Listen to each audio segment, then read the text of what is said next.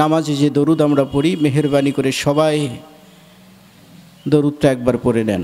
আল্লাহুম্মা সাল্লি আলা মুহাম্মাদিন ওয়া আলা আলি মুহাম্মাদ কামা সাল্লাইতা আলা ইব্রাহিম ওয়া আলা আলি ইব্রাহিম ইন্নাকা হামিদুম মাজিদ।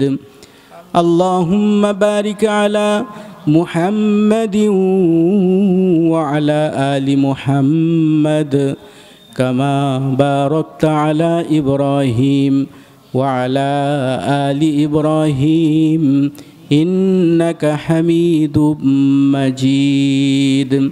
اللهم صل على روح محمد في الأرواح وعلى جسد محمد في الأجساد وعلى قبر محمد في القبور.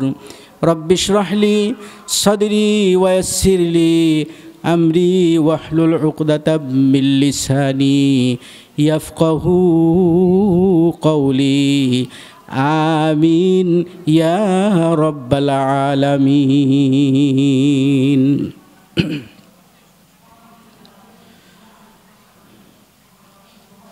ইসলামী জলসা ইন্তেজামিয়া কমিটির উদ্যোগে আয়োজিত 14তম বার্ষিকী অধ্যকার এই ওয়াজ মাহফিলের মুআজ্জাজ মুহতারাম ওয়াজিবুল এহতেরাম জনাব সভাপতি সাহেব আলহাজ মোহাম্মদ ইসমাইল হোসেন মাকো, প্রধান বক্তা হাফেজ মাওলানা শামীম উসমানী মুহতামিম শালবন রহমানিয়া মাদ্রাসা জয়পুরহাট,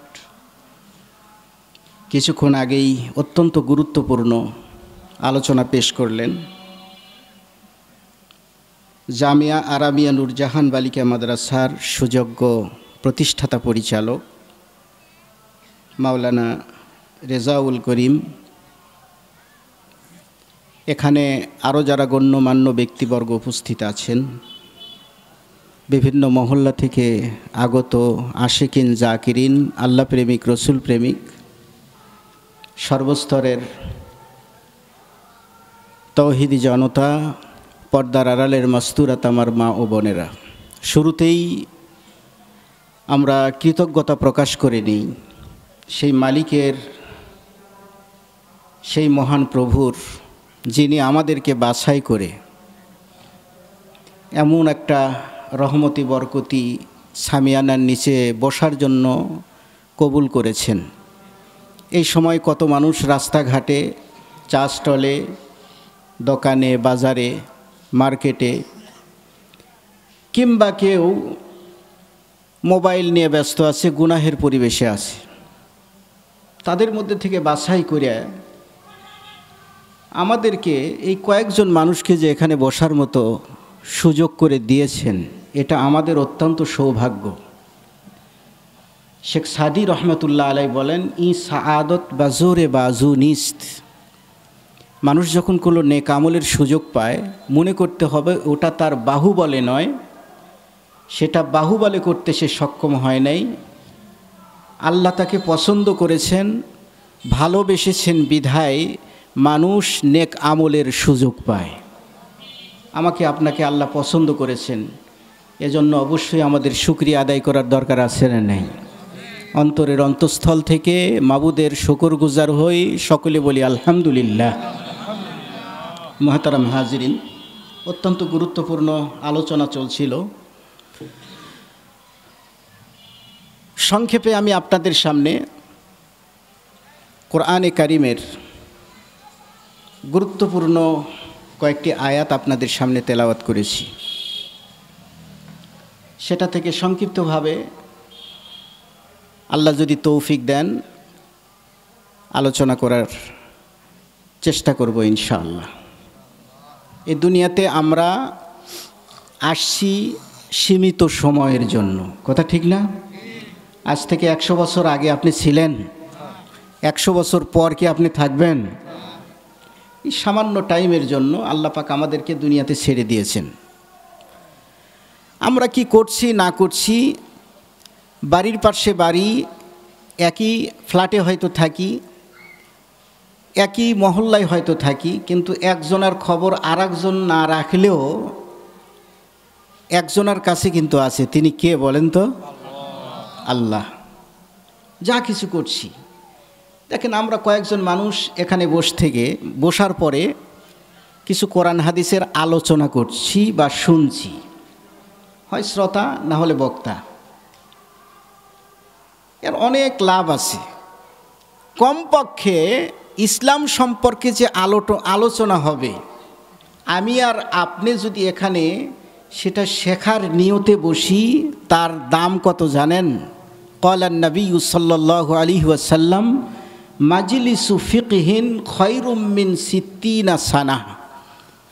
একটা ইসলামী শিক্ষার মজমা, মাহফিল, এটার দাম 60 বৎসর নফল ইবাদত করার চাইতেও আল্লাহর কাছে বেশি।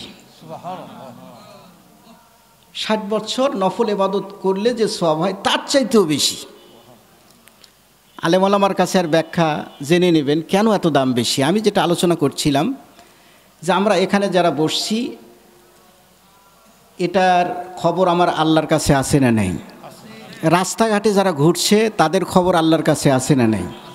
আল্লাহ বলেন সব কিছু নিখুঁতভাবে আমি খবর রাখি। মা ইয়ালফিজু মিন কওলিন ইল্লা লাদাইহি রাকিবুন আতীদ। দুনিয়াতে এমন কোনো কাজ নাই, এমন কোনো কথা নাই যেটা আল্লাহর কাছে রেকর্ড হয় না। আল্লাহর কুদরতি ক্যামেরায় সব কিছু রেকর্ড হয়। সূরা কাহাফ বলে আমরা যা কিছু করছি কিয়ামতের ময়দানে আমাদের চোখের সামনে সব কিছু ছেড়ে দেওয়া হবে। ওয়াওয়াজাদু মা আমিলু হাজিরা, সব আমরা চোখের সামনে দেখতে পাবো। কি করছি না করছি,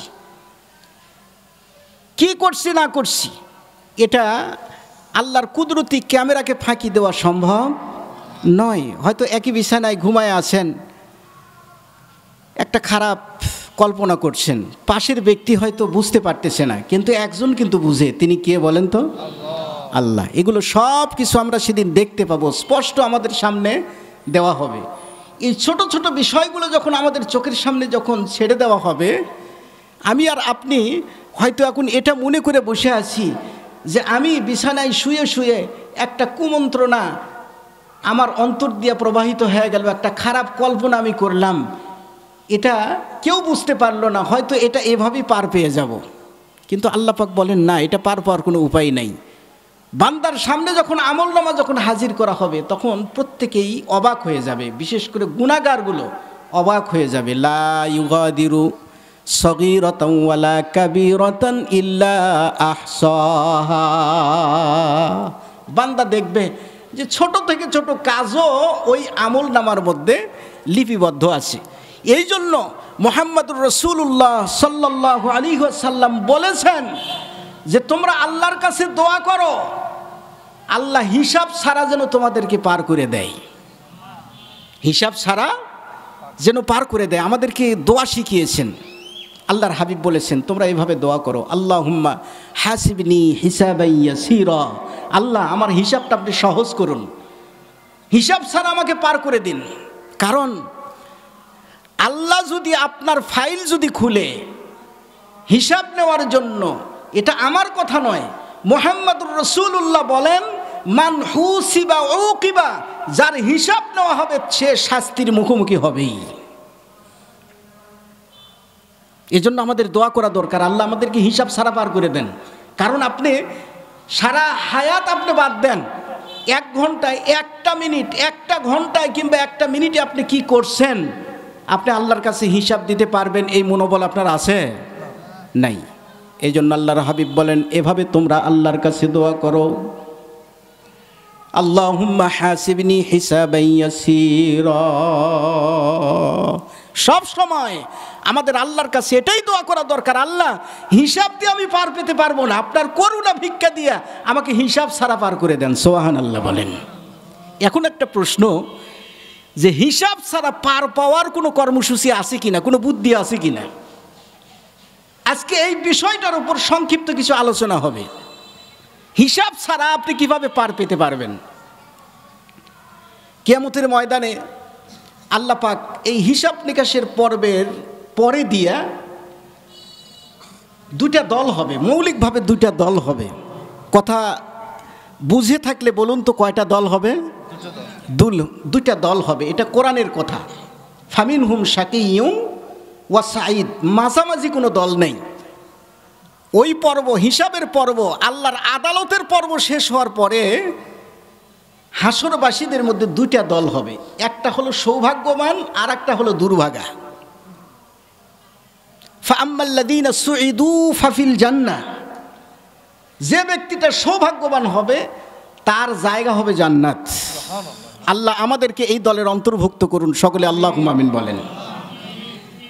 ওয়া আম্মাল্লাযীনা শাকু ফাফিন নার, আর একটা দল হবে দুর্ভাগাদের, এদের জায়গা হবে জাহান্নাম।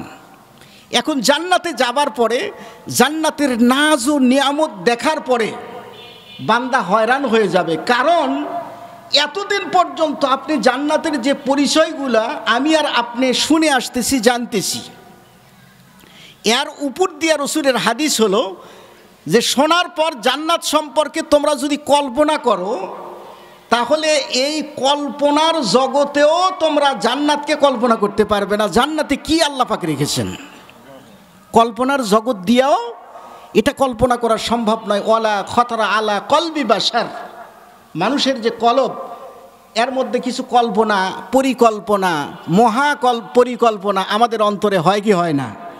হয়। এই কল্পনার জগৎ দিয়ে আমেরিকার প্রেসিডেন্ট হয়ে বসে আছেন।